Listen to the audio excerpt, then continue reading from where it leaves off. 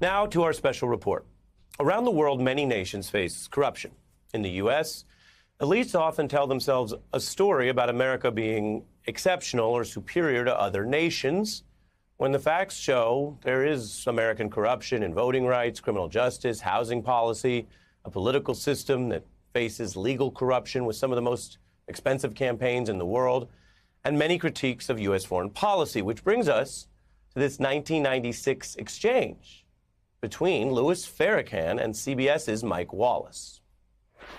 You go to Nigeria, which is, if not the most corrupt nation in Africa, and it is, it could be the most corrupt nation in the world. 35 years old, that's what that nation is. Now here's America, 226 years old.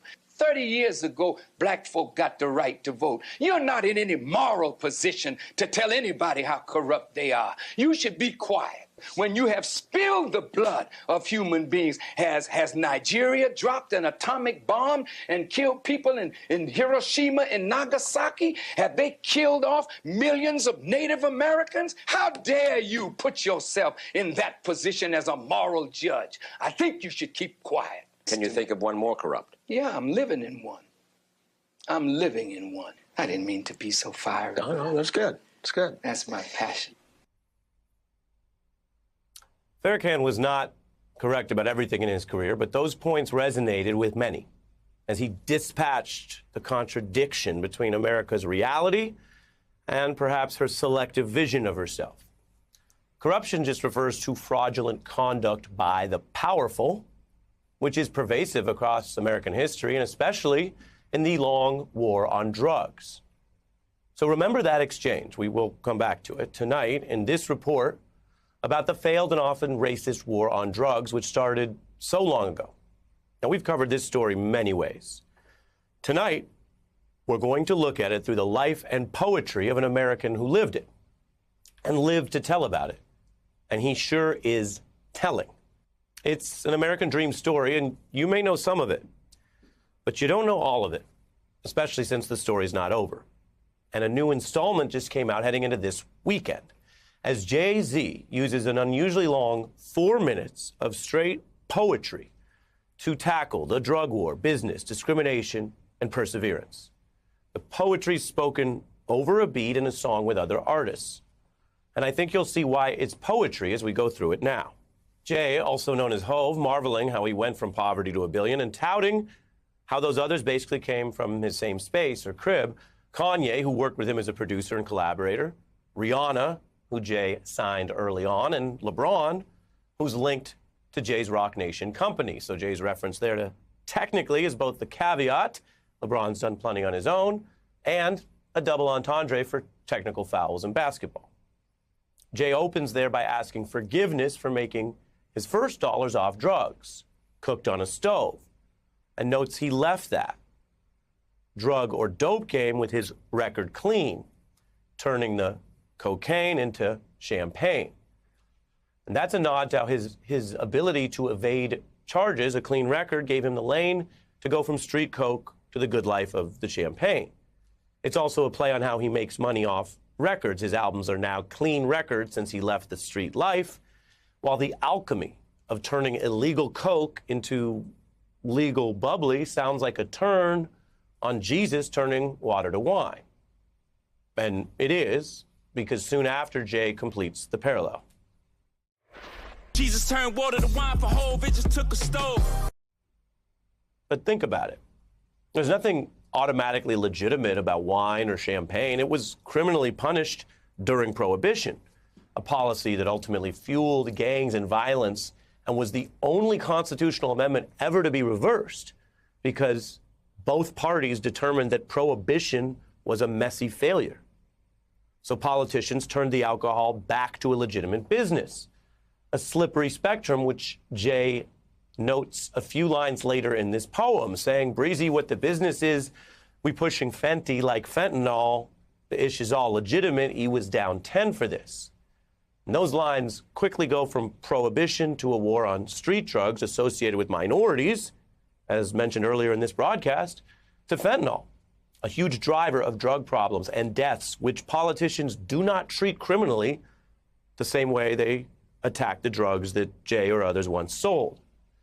I can tell you corporations have made over $10 billion selling addictive painkillers legally. So that's a contrast. Jay also invokes the fellow billionaire Rihanna, citing her Fenty fashion line, noting everything they produce now that they deal, if you will, is legitimate. And that other line I mentioned refers to E. Emory Jones. He's an associate who served roughly 10 years for a drug sentence and now works at Jay's company. Now look, many listeners may not know his name, but the story is something so many communities know. It illustrates how hundreds of thousands of others are locked up for non-violent drug offenses. The data shows the drug war is discriminatory, that entire categories of drugs can be arbitrarily banned or allowed, often depending on who is really using them.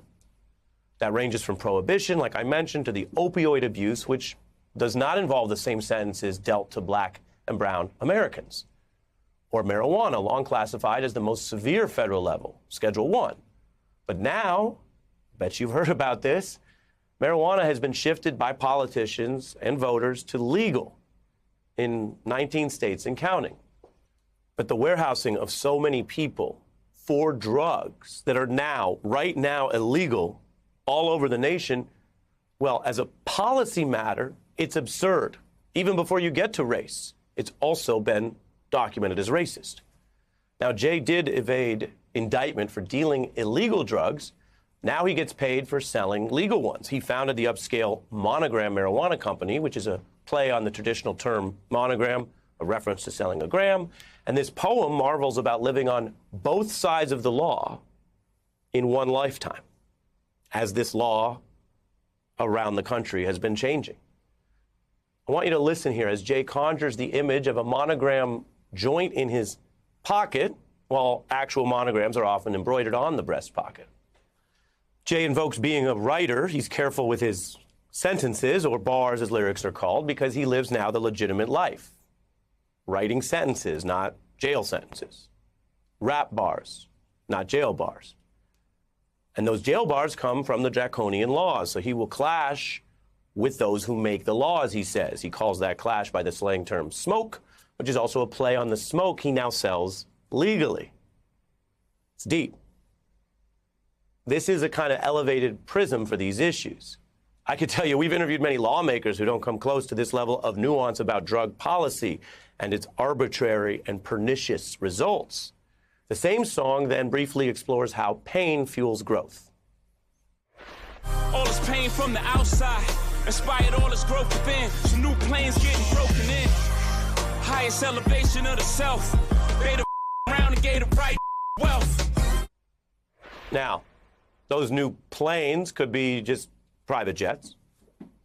As Jay notes, you would need the right people to buy them, the right brothers with enough wealth, or a double entendre there apparently to the Wright brothers who invented plane travel. The same line cites another Jay business, the Paper Planes brand, which tees off a sort of childhood imagination when you fold a paper plane. Now, am I reaching? Well, art is always up for interpretation, but I could tell you Jay's longtime producer, Young Guru, decodes this part of the verse in a new video that was just posted online. You gotta realize that everything being said here is a fact. Right. It's not aspirational no more. New planes getting broken in. Right. You know what I'm saying? Planes. So it's like, it's literally paper planes, brand. right? The brand. So new clothes, like when you try new clothes, you breaking in your clothes. This man just ordered a new plane. Oh my God. But then it's new planes getting broken in, new levels of existence. Yeah. All right, so if you're counting, that's airplanes, the planes company, paper planes, and planes of existence. Quadruple entendre. This poetry, like other great art, takes more time to fully understand than it takes to just see or hear on a first glance. And that is why many people say Jay remains the greatest of all time, known by the acronym GOAT. And by the end of this dense poetic verse, which just dropped on Friday, Jay admonishes his would-be judges or competitors as donkeys, a play on GOAT, but then makes a reference that takes us all the way back to where we began. Next time we have a discussion, who the GOAT, you donkeys know this. Forgive me, that's my passion talking. Sometimes I feel like Farrakhan, talking to Mike Watt. think y'all should keep quiet. That's his passion talking. Jay invoking that classic moment we showed you to offset his own grandiose talk, asking forgiveness for being so strident, even as he meant every word. But notice what else he's doing. Ending this poem just as he began it when he asked forgiveness for dealing drugs in his youth. And notice what else he's doing. The Farrakhan parallel can apply just to proclaiming himself the greatest. That would be like, I think, a literal reading. Or maybe it could apply all the way back to this entire poem about America's drug war and Jay's own path.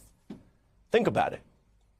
Decades in, this billionaire entrepreneur with proven success, measurable success in music, media, sports, business, law, and politics, still finds he must explain basic facts about American corruption and racism to elite and white society.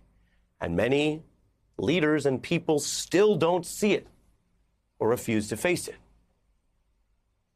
That kind of entitled ignorance, which can cause real damage to real people's lives, well, that might raise your ire, might get your passion talking.